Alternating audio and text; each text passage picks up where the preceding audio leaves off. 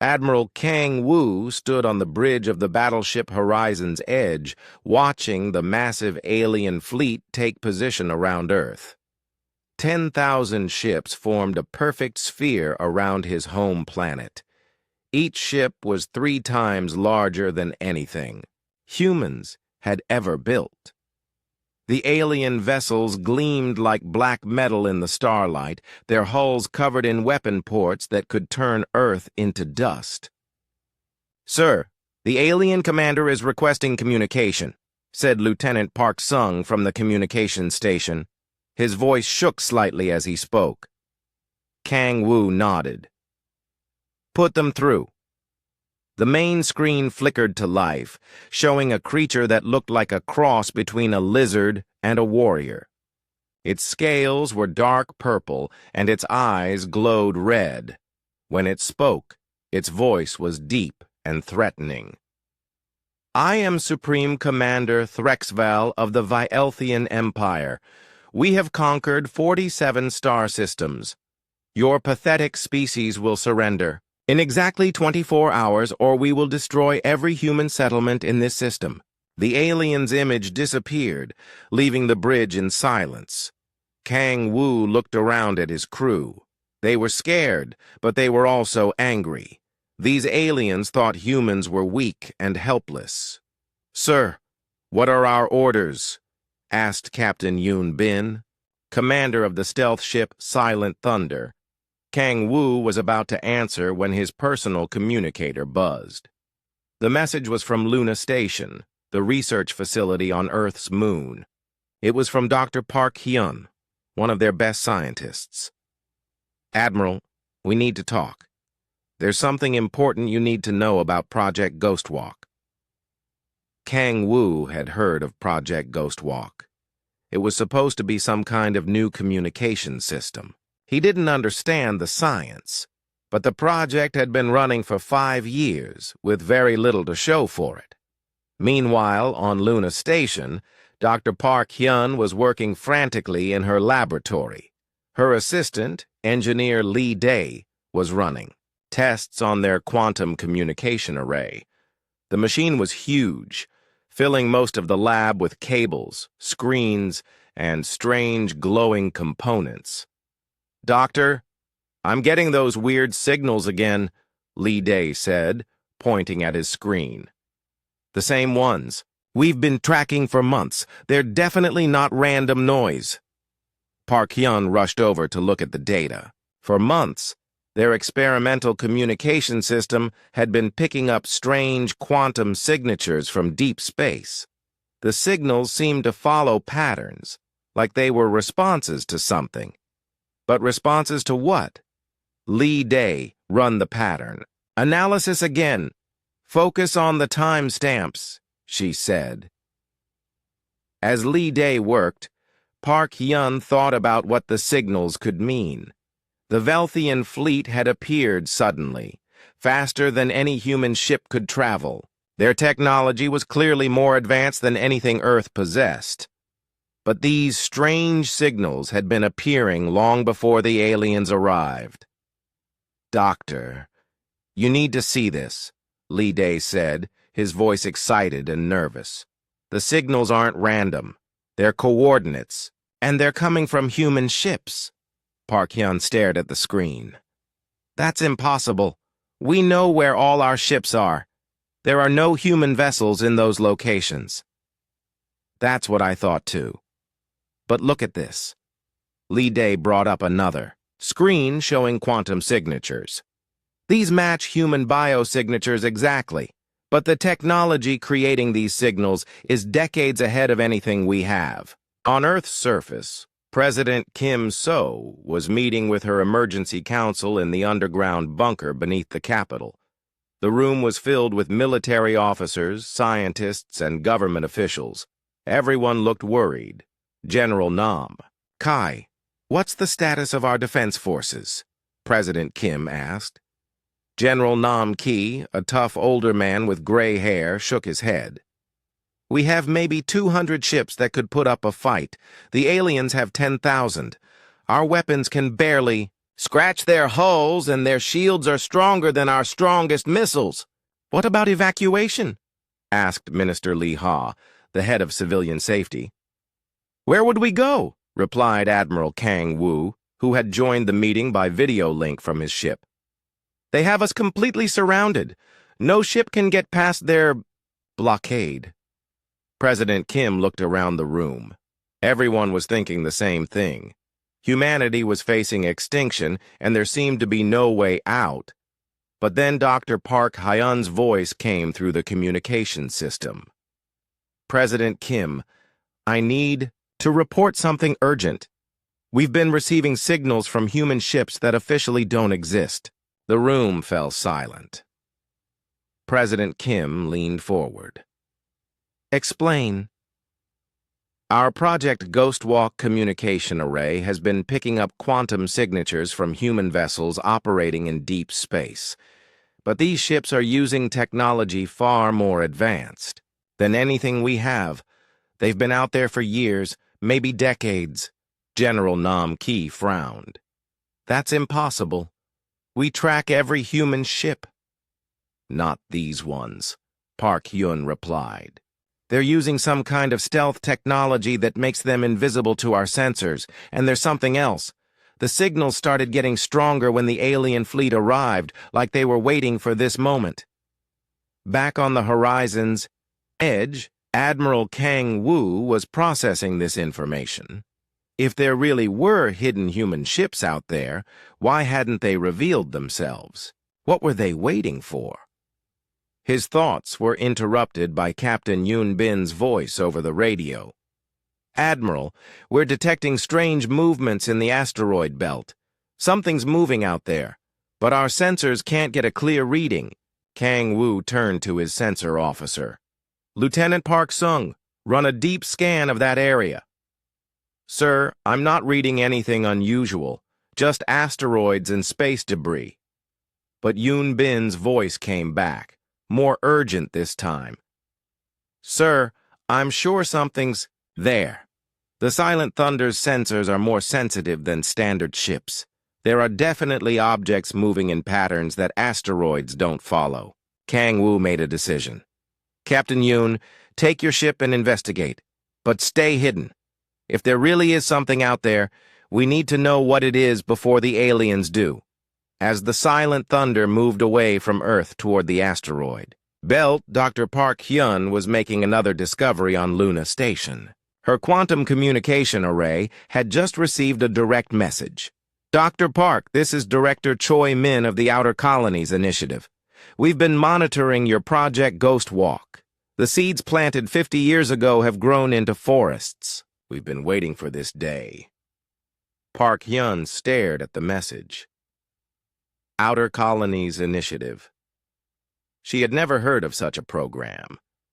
And what did he mean by seeds planted 50 years ago? She quickly sent a reply. Director Choi, I don't understand. What colonies? What initiative? The response came immediately. Doctor, humanity has never been limited to Earth. Some of us have been preparing for this day for decades. Tell Admiral Kang Wu to expect our signal in 36 hours. Trust fall in 36 hours. The message ended, leaving Park Hyun with more questions than answers. She immediately contacted Admiral Kang Wu with the strange message. As the first day of the siege continued, the Vielthian fleet remained in perfect formation around Earth. Supreme Commander Threxval was confident. In his experience, primitive species always surrendered when faced with overwhelming force. Humans would be no different. But in the darkness between the stars, things were moving that the Vielthians couldn't see. And on Earth, Luna Station, and the scattered defense ships, humans were beginning to realize that their species might have more surprises than anyone had imagined. The countdown had begun. In 35 hours, everything would change. Captain Yoon Bin guided the Silent Thunder through the asteroid belt, his ship's advanced sensors working overtime. The stealth frigate was humanity's best scout vessel, designed to move unseen through space. But what Yoon Bin was seeing on his screens made no sense. "There," he whispered to his crew. "Movement at coordinates 77 Alpha." His sensor officer, Lieutenant Kim Bo, shook her head. "Sir, I'm reading nothing but rocks and ice." But Yoon Bin trusted his instincts. 20 years of flying scouts had taught him to spot things that didn't belong, and something definitely didn't belong in this asteroid field. "Take us closer, but keep us hidden," he ordered. As the silent thunder moved deeper into the asteroids, Yoon Bin saw something that made his heart race. A ship materialized out of nowhere, right in front of them. It was sleek and black, with lines that seemed to flow like water. The hull looked like it was made of liquid metal that shifted and changed as he watched. "Sir, that ship just appeared on our sensors," Kim Bo said, her voice shaking. "But it's definitely human. The quantum signature matches our databases." The mysterious ship sent a message. "Captain Yoon Bin of the Silent Thunder, this is Commander Han Buell of the Phase Walker. Please follow us. There are things you need to see." Yoon Bin hesitated. He had never heard of a ship called the Phase Walker, and the name Han Buell wasn't in any military records he knew. But the ship was clearly human, and right now, Earth needed all the help it could get. "We'll follow," he transmitted back. The Phase Walker led them deeper into the asteroid belt, moving in ways that defied physics. It seemed to pass through solid asteroids like they weren't there. When Yoon Bin tried to track its path, his instruments showed impossible readings. Meanwhile, on Luna Station, Dr. Park Hyun was working desperately to understand the messages from the mysterious director Choi Min. Her partner, Lee Day, had been analyzing the quantum signatures for hours. "Doctor, I think I understand what's happening," Lee Day said. "These signals aren't just from one ship. There are dozens of them, maybe hundreds. They're scattered across the entire solar system, but they're using some kind of cloaking technology. That makes them invisible." Park Hyun looked at the data. The quantum patterns were unlike anything in human technology databases. "How long have they been out there?" "Based on the signal decay patterns, some of these ships have been operating for at least 40 years, maybe longer." 40 years. Park Hyun thought about what that meant. 40 years ago, humanity had just begun serious space exploration. The first colony ships had launched around that time, but they were slow vessels that would take centuries to reach other star systems. She accessed the historical databases, searching for any mention of the Outer Colonies Initiative. Most of the records were classified, but she found references to something called Project Deep Seed from 2387. "Lee Day, look at this," she said, bringing up the files on her screen. "Project Deep Seed. 12 experimental ships launched in 23A7. The official records say they were generation ships for long-term colonization." Lee Day read over her shoulder. "But these were different from the public colony ships. Look at this specification list. Experimental quantum drives, prototype cloaking systems, advanced AI cores. These weren't slow generation ships. They were fast scouts." The pieces began falling into place. 50 years ago, someone had secretly launched 12 advanced ships into deep space. Ships that were decades ahead of publicly known technology. Ships that had apparently been preparing for this exact situation. Dr. Park Hyun sent another message through the quantum array. "Director Choi Min, we need to understand what's happening. How many ships do you have? What's your plan?" The response came quickly. "Dr. Park, we have been building in the shadows for 5 decades. The 12 original ships became 12 colonies. Each colony built more ships, developed new technology, established new outposts. We now have installations in 17 star systems. Park Hyun stared at the message. 17 star systems. That meant humanity had secretly spread across a significant portion of local space without anyone on Earth knowing about it. Back in the asteroid belt, Captain Yoon Bin was getting the shock of his life. The phase walker had led him to what looked like empty space, but then something incredible happened. The space in front of them shimmered, and suddenly a massive structure appeared. It was a space station unlike anything Yoon Bin had ever seen. The station was huge, easily the size of a small moon, but it seemed to exist partially in normal space and partially somewhere else. Parts of it flickered in and out of visibility. "Welcome to Outpost 7, came a transmission from Commander Han Biol. "What you're seeing is phase space architecture. We exist in multiple dimensions simultaneously." Yoon Bin's crew stared in amazement as dozens of ships moved around the station. All of them were human designs, but they used technology that seemed like magic. Ships passed through solid barriers, appeared and disappeared at will, and moved in impossible directions. "How long has this been here?" Yoon Bin asked. "This particular station has been operational for 37 years, Han Buell replied. "But it's just one of many. We have similar installations throughout the solar system and beyond." On the station, Yoon Bin met with Captain Han Sol, an elderly man who had been one of the original 12 ship commanders. Han Sol explained the true history of humanity's expansion. "The government knew that first contact with aliens was inevitable," Han Sol said. "They also knew that when it happened, humanity might face extinction. So they created a backup plan.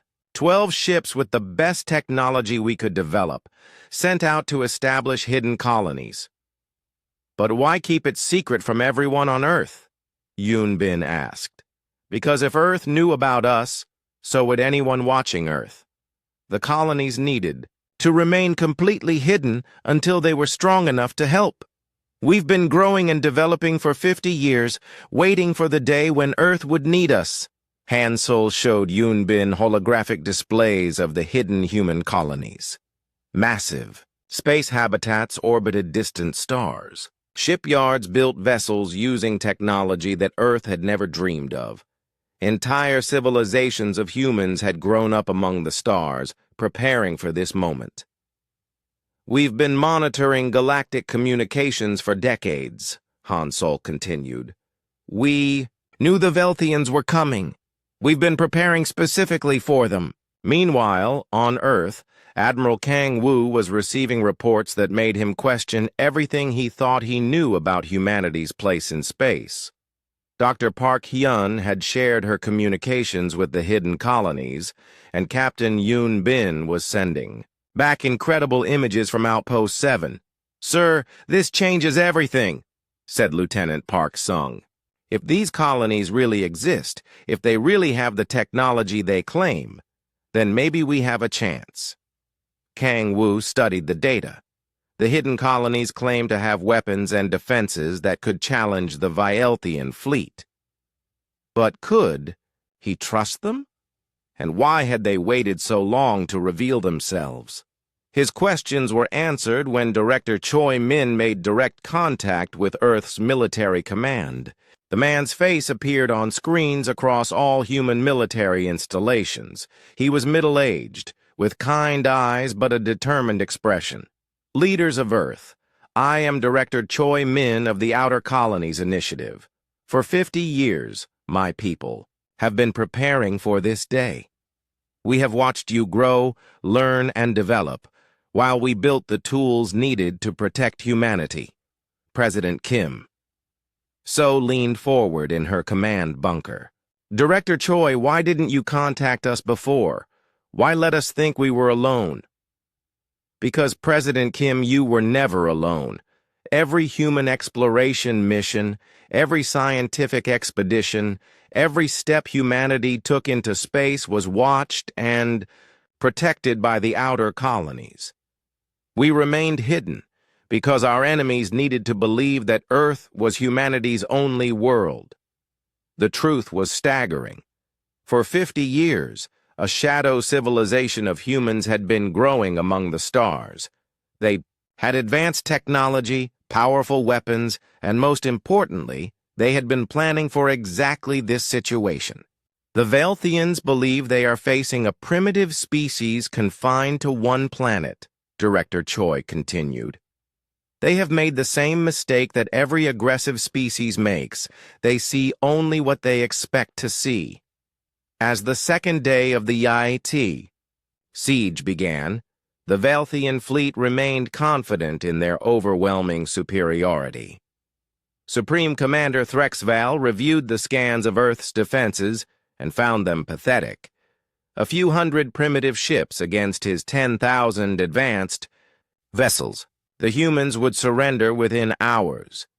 But in the hidden dimensions around Earth, in the asteroid belts and empty space between planets, humanity's true strength was finally beginning to reveal itself. Ships that had been invisible for decades were powering up their weapons. Space stations that existed in multiple realities were preparing for war. The countdown continued. In 30 hours, the galaxy would discover that humanity had been playing a much larger game than anyone had imagined. The fleet that had come to conquer Earth was about to learn that they had walked into a trap 50 years in the making. Captain Han Sol stood in the observation deck of Colony Nexus Prime, watching ships move through space in ways that would have been impossible 50 years ago. At 83 years old, he was one of the last surviving commanders from the original 12 generation ships. His weathered hands traced patterns on the viewing port as he remembered the early days. "Tell me again about the beginning," said Dr. Lim Nari, the colony's chief scientist. She was young, born among the stars, and had never seen Earth except in pictures. "Help me understand how we got here," Han Sol smiled. The young ones always wanted to hear the story. It was important they understood their history. "In 2387, Earth faced a choice," he began. "Our scientists had detected signs of advanced civilizations in nearby star systems. Some were peaceful, but others were clearly aggressive. Earth's leaders knew that first contact was coming, and it might not be friendly. He activated a holographic display showing the solar system as it had been 50 years ago. Earth appeared small and vulnerable, with only basic space technology, and a few primitive colonies on Mars and the outer moons. The public knew about the generation ships," Han Sol continued. "Slow vessels designed to carry humans to distant stars over centuries. What they didn't know was that 12 other ships were launched in secret. Ships with experimental technology that would change everything." The hologram shifted to show the original 12 vessels. They looked different from the public generation. Ships, sleeker, more advanced, and equipped with technology that shouldn't have existed. My ship was the Quantum Pioneer. We discovered something incredible during our first year of travel. Human consciousness could interface directly with dark matter. No other species we've encountered has this ability. Dr. Lim Nari leaned forward. She knew the science, but hearing it from someone who had lived through the discovery was different. "That's what made all our advanced technology possible." "Exactly. Dark matter makes up most of the universe, but most species can't even detect it properly. Humans can not only sense it, we can manipulate it. That discovery led to everything else: phase technology, reality manipulation, dimensional engineering." The story unfolded through Han Solo's memories. The 12 ships had spread out across local space, each finding a suitable location to establish a hidden colony. They had strict orders to remain completely invisible to Earth and to any alien species they might encounter. The first breakthrough came in Year 3, Han Solo said. Engineer Ko Min on Colony Beta discovered that human brain patterns could alter the quantum structure of dark matter. When he thought about making something invisible, the dark matter around it actually changed to make that happen. Dr. Lim Nari nodded. That's when we developed phase technology. Right. Ships that could exist partially in normal space and partially in dark matter dimensions. We could pass through solid objects, become invisible to sensors, even travel faster than light by moving through dark matter currents. The colony had grown over the decades. What started as a single ship with 300 people had become a massive space habitat housing over 1 million humans. And there were 16 other colonies just like it, each developing specialized technologies. Colony Alpha focused on weapons research, Han Solo explained. They developed quantum disruptors that could target the bonds between atoms. Colony Gamma worked on defensive systems, shields that existed in multiple dimensions simultaneously. Colony Delta created the reality anchors that let us build installations inside stars. Inside stars? Dr. Lim Nari asked, even though she knew the answer. Oh, yes. Once we learned to manipulate dark matter, stellar cores became just another environment. We have major shipyards inside the cores of 6 different stars, perfect hiding places, and unlimited energy for manufacturing. Meanwhile, on Earth, Admiral Kang Wu was studying intelligence reports that changed everything he thought he knew about humanity's capabilities. Captain Yoon Bin had returned from Outpost 7 with data that seemed like science fiction. "Admiral, you need to see this," said Lieutenant Park Sung, bringing up a holographic star map. "The outer colonies have provided us with the real picture of human expansion." The map showed the local region of space, but instead of the few known human settlements, it revealed a vast network of hidden installations. Every star system within 50 light-years had some kind of human presence, research stations, mining operations, or full colonies. "How is this possible?" Kang Wu asked. "We would have detected this level of activity." "Not if they've been using phase technology from the beginning," Park Sung replied. "These installations exist partially in normal space and partially in dark matter dimensions. Our sensors can't detect them because they're not entirely in our reality." Captain Yoon Bin entered the bridge, still shaking his head at what he had seen. "Sir, I've talked to people who were born on generation ships 50 years ago. They've developed technology that makes our best equipment look like stone tools." On Luna Station, Dr. Park Hyun was having a similar conversation with Director Choi Min through the quantum communication array. The director was explaining the true scope of the outer colony's capabilities. "Dr. Park, what you need to understand is that we've had 50 years to develop without limitations," Director Choi said. "Earth has been constrained by politics, economics, and the need to keep technology secret. We've had no such limitations." "But how did you advance so quickly?" Park Hyun asked. "Human consciousness and dark matter are perfectly compatible. Once we learned to interface with dark matter directly, scientific progress accelerated beyond anything Earth has experienced. We've solved problems that Earth considers impossible." Director Choi transmitted technical specifications that made Park Hyun's head spin. Engines that could travel between dimensions, weapons that could disrupt matter at the quantum level, shields that existed in 17 different realities simultaneously. "The Velthians are powerful, Director Choi continued. They've conquered 47 star systems using conventional technology, but they've never faced an enemy that can manipulate the fundamental forces of reality. Back on Colony Nexus Prime, Dr. Lim Nari was preparing for her part in the coming battle.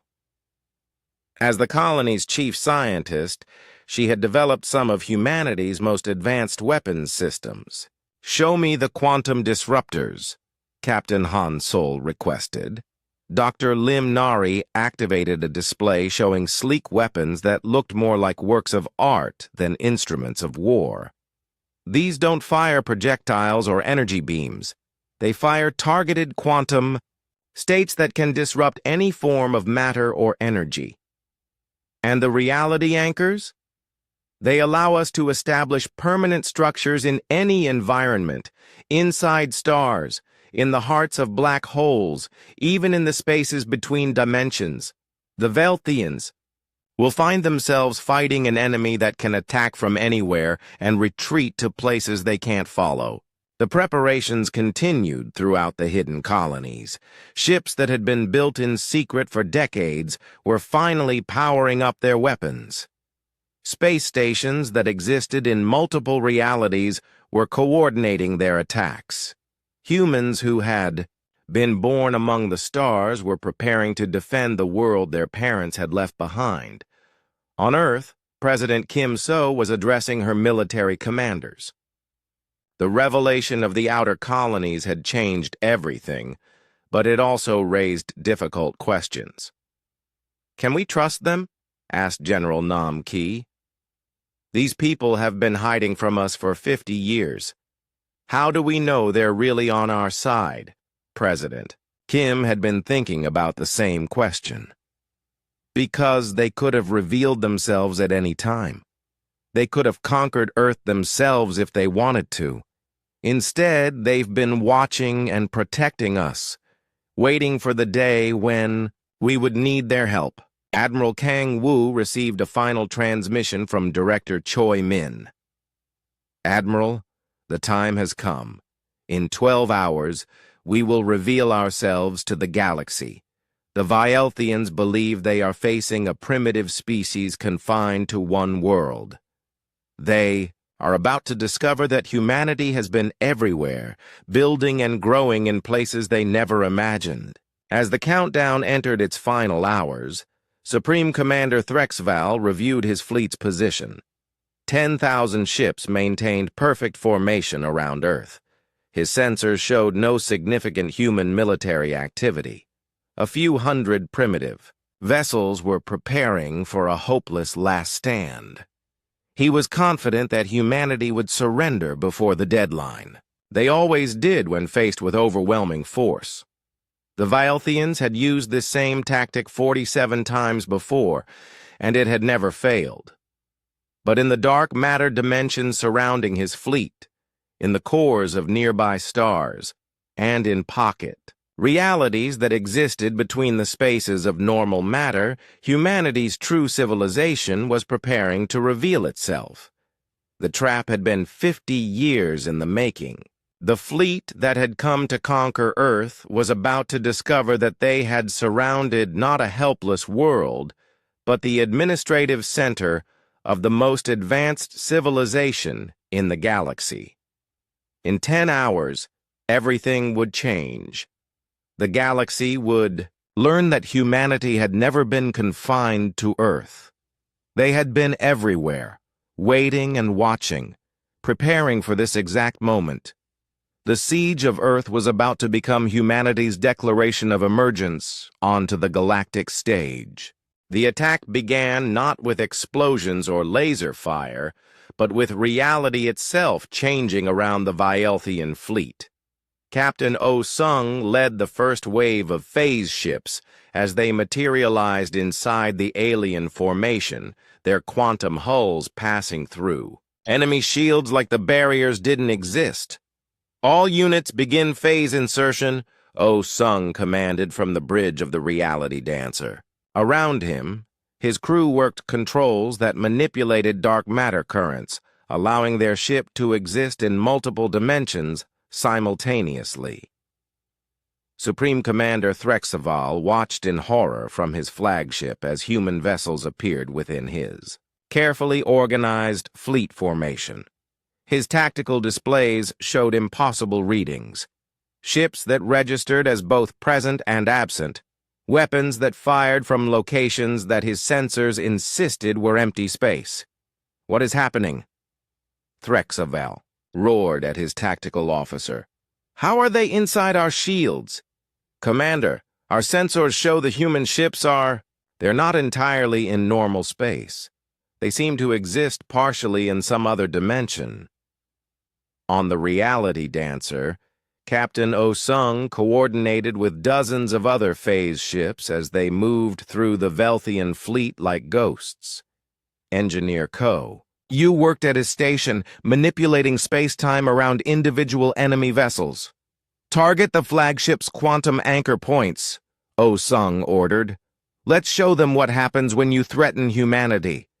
Ko-Yu's fingers danced over controls that would have been impossible to understand 50 years ago. Dark matter responded to his thoughts, wrapping around the Vielthian flagship and beginning to alter the fundamental forces that held it together. Supreme Commander Threxaval felt his ship shudder as something impossible happened. Sections of his flagship began to phase in and out of existence. His weapons systems flickered between operational and non-existent. His shields were there one moment and gone the next.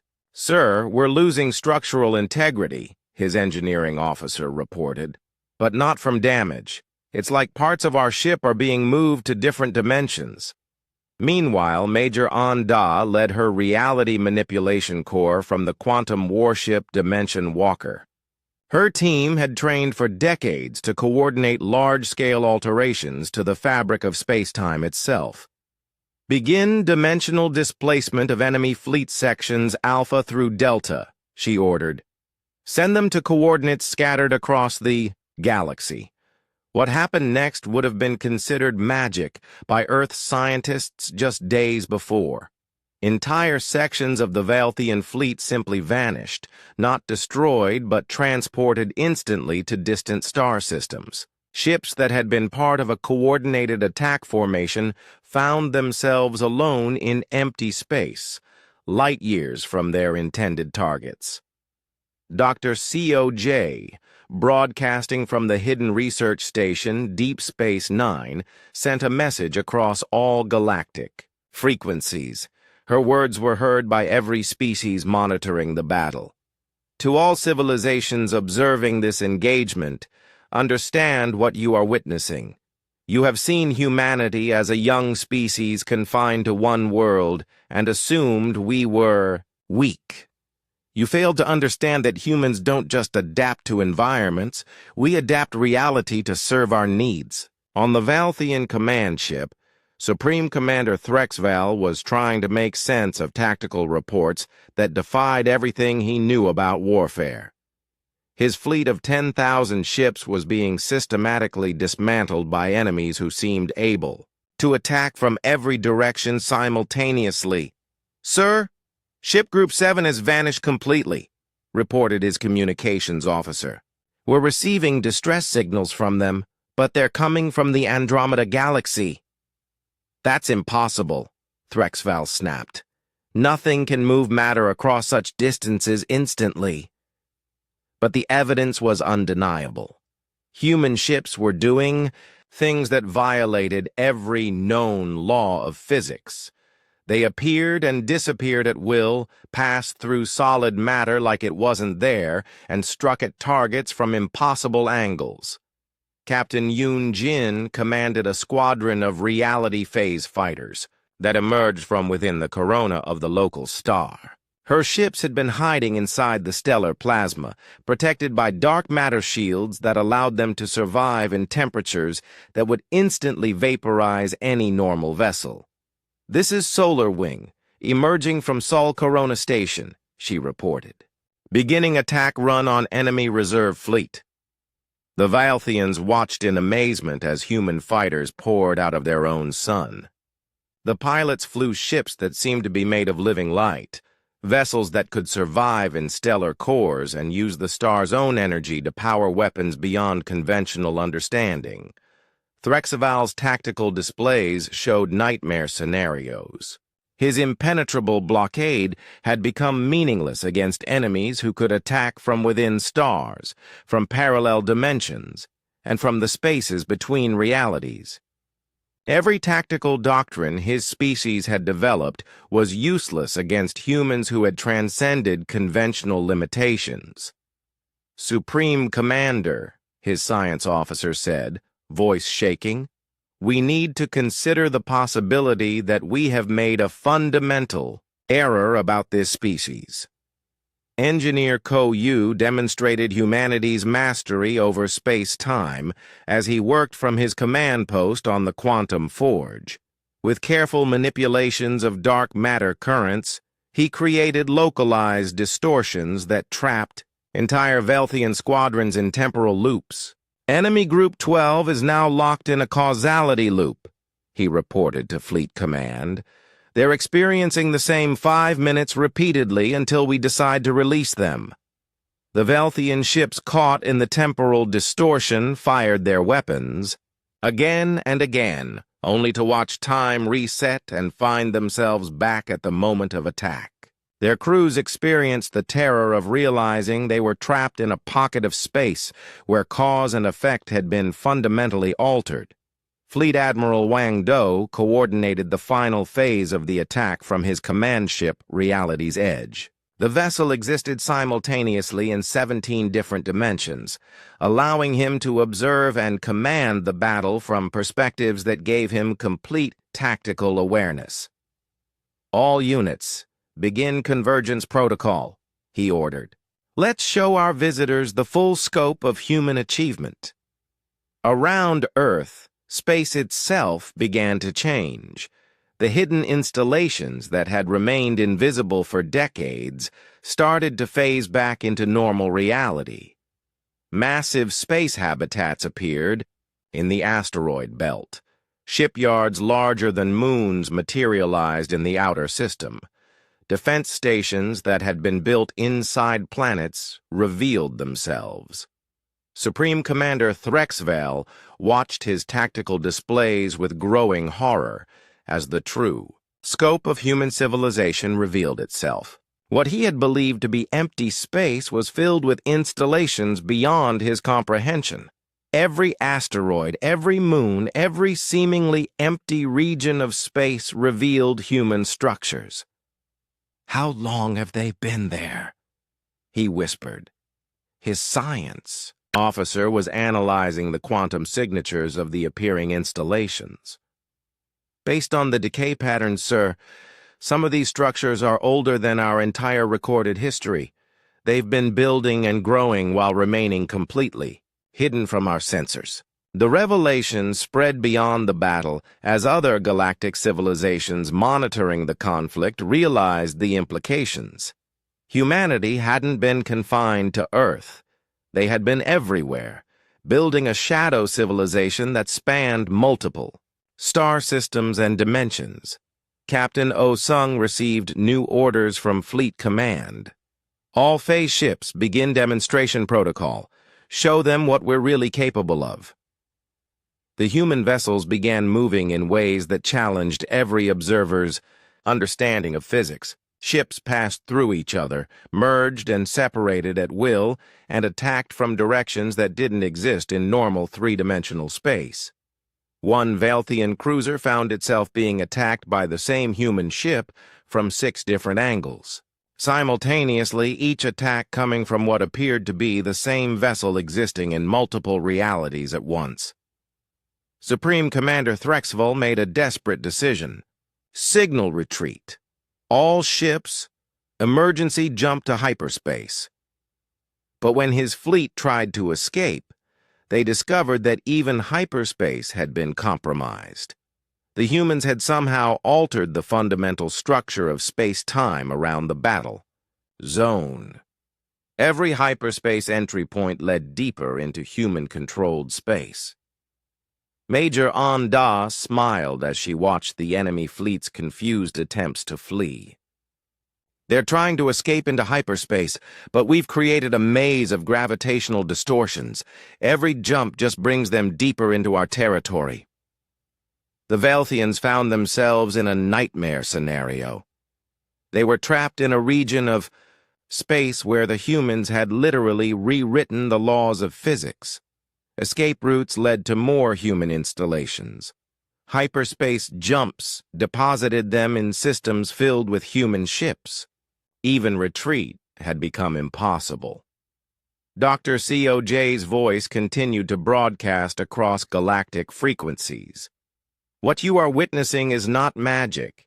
It is science that has moved beyond your current understanding. Humanity has learned to work with forces that other species don't even know exist. As the Velthian fleet found itself completely outmaneuvered, Supreme Commander Threxval finally understood the magnitude of his error. He had come to conquer what he thought was a primitive world, only to discover that he had walked into a trap prepared by the most advanced civilization he had ever encountered. The proud warrior who had conquered 47 star systems now faced the humbling realization that his entire fleet was at the mercy of enemies who could manipulate reality itself. As the Velthian fleet crumbled around Earth, the true scope of humanity's expansion revealed itself to the watching galaxy. Captain Yoon-ji led her squadron of reality phase fighters as they emerged from within the corona of distant stars, demonstrating that humans had learned to establish military bases in the hearts of stellar furnaces. "This is Starbase Alpha, confirming operational status," Yoon-ji reported from deep within the plasma streams of Proxima Centauri. Her ship, the Solar Phoenix, was designed to operate in temperatures that would vaporize most known materials. All stellar installations are ready for full deployment. The revelation sent shockwaves through galactic monitoring stations. Species across the local region watched in amazement as human vessels poured out of stars they had assumed were nothing more than sources of light and heat. The implications were staggering. Humanity had not only mastered space travel, but had learned to live and work inside stellar cores. Director Park C commanded the massive installation Deep Space Omega as it phased back into normal reality. The structure was larger than most moons, a sprawling complex of research facilities, shipyards, and habitat modules that had existed undetected for 40 years in the dark matter dimensions between star systems. Galactic monitoring stations. "This is Director Park C of Deep Space Omega," he broadcast on open frequencies. "What you are observing is the emergence of humanity's true civilization. We have been among you for decades, building and growing in spaces you never knew existed." From his command center aboard Deep Space Omega, Park C activated holographic displays that showed the real extent of human expansion. The galaxy had believed that empty space was truly empty, but humanity had filled it with installations that existed partially in dark matter dimensions. Supreme Commander Threxval stared at his tactical displays with growing despair. His sensors now detected human installations throughout the local stellar region. Every empty system revealed massive space habitats. Every asteroid belt contained hidden shipyards. Every nebula concealed research stations. "How long have they been there?" he asked his science officer for the third time. "Sir, the quantum decay signatures suggest some of these installations have been operational for over half a century. They've been growing and expanding while remaining completely invisible to our detection methods." The scope was beyond anything Threxval had encountered in his centuries of conquest. The Velthians had conquered 47 star systems by identifying weak species and overwhelming them with superior technology. But humanity had never been weak. They had been playing a completely different game. Fleet Admiral Wang Du coordinated the revelation from his command ship Reality's Edge, which existed simultaneously in 17 different dimensions. His perspective allowed him to observe the battle and the galaxy's reaction from viewpoints that no single reality species could comprehend. "All installations, begin full emergence protocol," Wang Do ordered. "It's time the galaxy understood what humanity has become." Across dozens of star systems, the hidden infrastructure of human civilization revealed itself. Mining operations inside black holes became visible. Research stations orbiting neutron stars phased back into normal space. Agricultural habitats in the void between galaxies announced their presence. The Korthax Republic, monitoring the battle from their home system 12 light-years away, sent urgent messages to their allies. "The human species has achieved technological capabilities beyond our classification systems. They appear to have mastered manipulation of fundamental forces we do not understand." Dr. Lim Nari, working from her laboratory on Colony Nexus Prime, transmitted scientific data to interested galactic civilizations. "To those requesting information about our technological development, understand that humanity's advancement is based on our unique ability to interface with dark matter directly through consciousness." Her transmission included basic explanations of how human thought patterns could alter quantum structures in dark matter, leading to technologies that seemed impossible to species who couldn't access these forces. "We do not consider this magic," Dr. Limnari continued. "We consider it the natural evolution of science when a species learns to work with all the forces of the universe, not just the ones visible in normal matter." Captain Han Sol, now aboard, the ancient generation ship Quantum Pioneer, reflected on how far humanity had come. His vessel had been one of the original 12 ships launched 50 years ago, and it had grown into a mobile city housing 3 million humans. "Open a channel." "To the Vielthian flagship," Han Sol requested. "It's time to explain some history." When the communication linked, Han Sol's aged face appeared on Supreme Commander Threxaval's screen. The old human's eyes held wisdom gained from decades among the stars. "Commander Threxaval, I am Captain Han Sol. 50 years ago, I left Earth, aboard one of 12 ships sent to establish what you now see around you. We were not refugees or explorers. We were humanity's insurance policy." Threxval listened with growing unease as Han Sol explained the true history of human expansion. "Your species follows predictable patterns, Commander. You identify what you believe to be weak civilizations and overwhelm them with force. You have done this 47 times and it has worked because you chose your targets carefully." Han Sol paused, letting the implications sink in. "But humanity saw you coming. We saw all the aggressive species coming. So we prepared. While you were conquering obvious targets, we were building a civilization you couldn't detect, developing technologies you couldn't imagine, preparing for the day when you would make the mistake of threatening Earth." The revelation spread throughout the Valthian fleet. They had not stumbled across a weak species ripe for conquest. They had walked into a carefully prepared trap, sprung by enemies who had been watching and waiting for decades. Meanwhile, other galactic powers were reassessing everything they thought they knew about humanity. The peaceful trade negotiations, the scientific exchanges, the diplomatic missions, all of it had been conducted while humanity secretly possessed technology that made them the most advanced species in the region. Engineer Ko Yu demonstrated humanity's total mastery over space-time as he worked from the research station hidden deep. With careful manipulations of dark matter currents, he began altering the fundamental properties of space around the Vielthian fleet. "Implementing gravitational maze protocol," Ko Yu announced. Enemy fleet movement is now restricted to paths of our choosing. The Vielthians discovered that hyperspace itself had been changed around them. Every jump led to destinations selected by human controllers.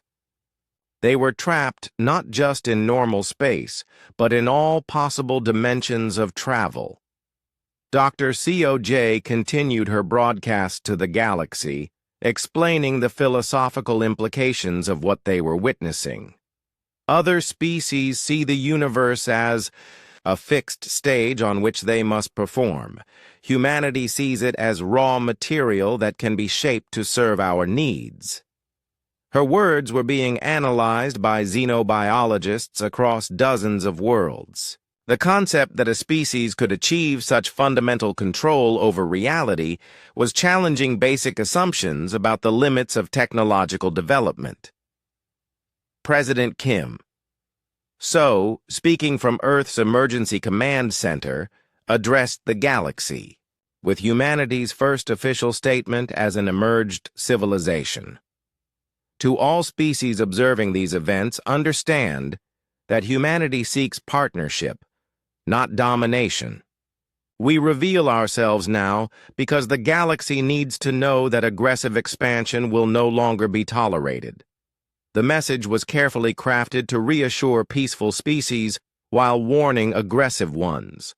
Humanity was demonstrating overwhelming technological superiority, but also offering cooperation to those who chose diplomacy over conquest. Supreme Commander Threxaval found himself in the unprecedented position of commanding a fleet that was completely at the mercy of its intended victims. Every weapon system his ships possessed was useless against enemies who could alter the fundamental forces that made those weapons function. Sir, we're receiving communication requests from 17 different human installations, his communications officer reported. They're offering to negotiate our surrender. For a warrior who had never experienced defeat, the concept of surrender was almost incomprehensible. But as Threxval looked at his tactical displays showing the true scope of human civilization, he began to understand that his fleet faced not just military defeat, but complete obsolescence. Captain Yoon-ji, still operating from within the stellar Corona, sent a final demonstration of human capabilities. Her fighters began moving through the star's nuclear furnace, using the stellar materials to construct new ships in real time. Galactic observers, what you're seeing is matter compilation using stellar plasma as raw material, she explained. We can build and deploy fleets using the mass and energy available in any star system. The implication was clear. Humanity could manufacture military forces anywhere in the galaxy using only the materials found in normal star systems. No supply lines, no rare materials, no logistical limitations. As the demonstration continued, the galaxy began to understand that humanity had not just emerged as a new power. They had revealed themselves as the dominant technological civilization in the local region, possibly in the entire galaxy. The siege of Earth ended not with humanity's surrender, but with Supreme Commander Threxaval's flagship limping toward Admiral Kang Wu's vessel, requesting permission to come aboard. The proud Vielthian commander, who had conquered 47 star systems, now found himself in the unprecedented position of begging for mercy. Admiral Kang Wu stood in the docking bay of the Horizon's Edge as Threxval and his senior officers arrived. The alien commander's scales had lost their lustrous sheen, and his red eyes held the dull look of complete defeat. Supreme Commander Threxaval, Kang Wu said formally, you requested this meeting to discuss terms. Threxaval's translator device rendered his words in perfect Korean. Admiral Kang Wu, I have commanded fleets for 3 centuries. I have never before encountered a species with capabilities beyond my understanding. Your people have demonstrated Mastery over forces that my science cannot explain. Around them, the horizon's edge hummed with activity as Earth's primitive technology interfaced seamlessly with systems provided by the outer colonies. The ship that had seemed desperately outmatched days ago now hosted representatives from the most advanced civilization in the galaxy. President Kim So arrived by shuttle from Earth's surface, accompanied by Director Choi Min, who had finally traveled from the outer colonies to meet the world his people had protected for 50 years. The president looked tired but determined as she entered the conference room. "Supreme Commander," President Kim began, "before we discuss terms, you need to understand what you attempted to do here. You didn't just attack a single world. You declared war on a civilization that spans multiple dimensions and star systems." Threx Val's military pride warred with the reality of his situation. "We had no knowledge of your true capabilities. Our intelligence indicated a primitive species confined to one planet." Director Choi Min smiled sadly. "That was exactly what we wanted your intelligence to indicate. For 50 years, the outer colonies have ensured that Earth appeared weak and isolated while we built the infrastructure needed to defend ourselves." Dr. Park Hyun, joining the meeting via quantum communication from Luna Station, provided a different perspective. "Commander Threx Val, your species has followed a pattern we've observed across multiple civilizations. You identify what appears to be weakness and exploit it, but you never considered that apparent weakness might be carefully constructed misdirection." The Velthian commander's tactical mind began to grasp the scope of what had happened. "You allowed us to believe we had the advantage. You wanted us to commit our full fleet to this attack. We needed to demonstrate to the galaxy that aggressive expansion would no longer be tolerated," President Kim explained. "Your fleet provided the perfect opportunity to make that demonstration." Meanwhile, across the galaxy, other civilizations were frantically reassessing their relationships with humanity. The Korthax Republic had immediately sent diplomatic messages seeking alliance.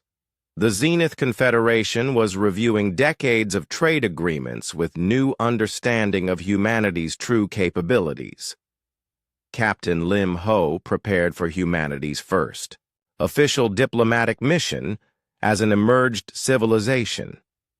His ship, the Dimensional Bridge, was one of the new phase vessels designed specifically for diplomatic contact with conventional space species. "Captain Lim, you'll be representing humanity to the Galactic Trade Council," Director Choi Min explained. "They've requested immediate contact to discuss readjustment of interstellar relationships." Lim Ho reviewed the briefing materials that showed humanity's position in galactic politics had changed overnight. Species that had ignored or dismissed human trade delegations were now desperately seeking alliance and cooperation. Back on Earth, the revelation of the outer colonies had created its own political challenges. General Nam Ki found himself coordinating with military commanders who had been secretly protecting Earth for decades. "General, this is Colonel Park Min of the Hidden Fleet," came a transmission from what appeared to be empty space near Jupiter. "We're ready to begin integration of Earth's defense forces with outer colony military systems." Nam Ki stared at tactical displays that showed the true defensive network around Earth.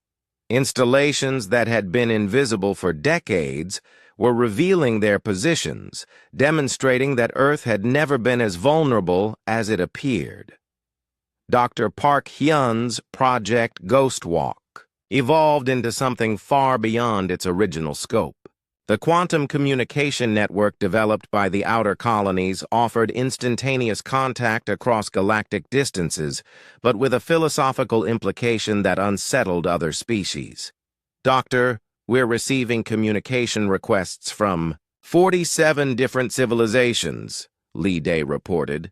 "They all want to understand how our technology works."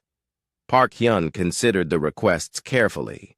We'll share basic scientific principles with peaceful species, but the advanced applications require the specific neural patterns that only humans possess. The uniqueness of humanity's dark matter interface became a crucial factor in galactic politics. Other species could understand the theory behind human technology, but they couldn't replicate it. This made humanity not just advanced, but irreplaceably valuable as partners and dangerously impossible to defeat as enemies. Supreme Commander Threxvale completed his formal surrender aboard the Horizon's Edge, but the ceremony was unlike any conquest ritual he had experienced. Instead of demanding tribute or territory, humanity offered something unprecedented. "Commander, your fleet is free to return to Velthian space," President Kim announced. "But we're offering your people something more valuable than conquest. Partnership with a civilization that can teach you to transcend your current limitations." Threxval's confusion was evident. "You're releasing us after demonstrating such overwhelming superiority?" Admiral Kang Wu explained humanity's philosophy. "Commander, we could destroy your fleet or enslave your people, but that would make us no different from the aggressive species that threaten galactic peace. Instead, we're offering you the chance to grow beyond the need for conquest." The offer came with conditions, of course. The Velthian Empire would need to cease all aggressive expansion, free the worlds they had conquered, and commit to peaceful development. In exchange, humanity would share non-military technologies that could advance Velthian civilization by centuries. As news of the settlement spread, other aggressive species across the galaxy faced a stark choice. They could continue their expansion and face humanity's intervention, or they could accept partnership and technological advancement. Captain Han Sol, aboard the ancient Quantum Pioneer, reflected on how far humanity had traveled from those desperate days 50 years ago when Earth launched 12 ships into the unknown. "We set out to save humanity from extinction," he told Dr. Lim Nari during their final conversation. "Instead, we became the species that could save the galaxy from itself." The outer colonies began the complex process of integration with Earth's government and society. 50 years of separate development had created cultural differences, but the fundamental human values of curiosity, cooperation, and growth remained strong. Director Choi Min established the new Ministry of Galactic Relations, working with President Kim So to develop policies for humanity's role as an emerged civilization. The challenges were unprecedented. How to use overwhelming technological advantage responsibly. "We must never become what we fought against," Choi Min emphasized during the first integrated human government meeting. "Power without wisdom led to the conflicts we've just resolved." The transformation of galactic politics accelerated as humanity's diplomatic missions reached major civilizations across the local region. Captain Lim Ho's reports from the Galactic Trade Council painted a picture of species eager to avoid humanity's displeasure while seeking access to human technology. "They're treating us like we're gods," Lim Ho reported. "Some species are offering to become client states just to ensure our protection." Dr. C.O.J., now serving as humanity's chief science diplomat, worked to address these misconceptions. "We need to help other species understand that our technology isn't magic. It's science that they can learn, even if they can't fully replicate it." The final scene of humanity's emergence played out as Captain Yoon-ji led the first mixed human-alien exploration mission to the galactic core. Her ship, the Unity's Promise, carried representatives from 12 different species, all working together under human leadership. "This is Unity's Promise, beginning our journey to the galactic center," Yoon-ji announced. Our mission is to establish the first truly integrated galactic civilization, one based on cooperation rather than conquest. Earth, once surrounded by a hostile fleet, now served as the administrative capital of the most advanced civilization in the galaxy. The planet that had appeared so vulnerable and isolated was revealed as the visible symbol of humanity's vast, interstellar presence. The Velthian survivors spread word throughout the galaxy as they returned home. Humanity wasn't trapped on Earth. The galaxy was trapped in humanity's web, and they chose the moment to reveal themselves. As the months passed, the true scope of the change became clear. Aggressive species either reformed or found themselves facing human intervention. Peaceful civilizations gained access to technologies that advanced their development by centuries.